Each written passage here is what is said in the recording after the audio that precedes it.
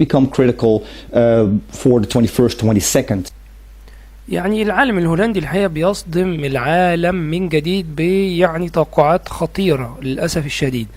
طبعا هو كان نشر الصورة دي يا جماعة، وهعرض لكم دلوقتي مقاطع فيديو، انما الصورة دي اللي نشرها زي ما انتم شايفين مكتوب فيها سنوات تحت، وبيقول ان السنوات دي يعني حصل فيها هزات أرضية.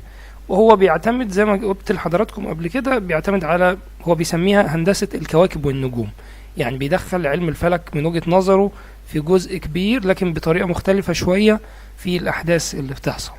يعني هو لا يعتمد على الجيولوجيا فقط عشان برضو نبقى فاهمين وجهة نظر. فهو نشر الصورة دي وقال ان الصورة دي بتقول ان في حاجة خطيرة.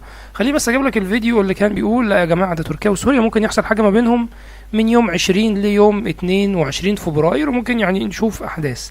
وكان بيقول لا يعني فبراير كله بقى. تعالوا كده نشاهد. Early on the 20th, Venus, Mars and Uranus, whereby Venus is at the center, they mark a right angle. This is early on the 20th. It is followed by Mercury, Venus and Saturn, and they mark also a right angle several hours later, whereby Mercury is at the center. And this all converges on the 20th, that's tomorrow, and that could become critical for the 21st, 22nd.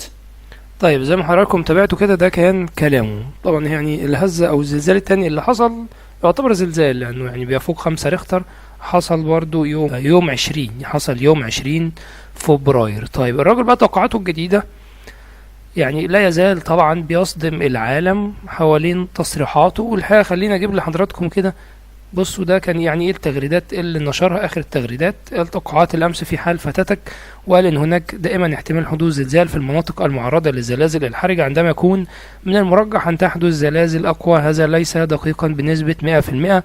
وكانت اخر تويتة لي اذا كانت هندسة الكواكب واضحة مثل الهندسة التي سبقت زلزال ازميت عام 99، سيكون التحذير من زلزال كبير ساري المفعول.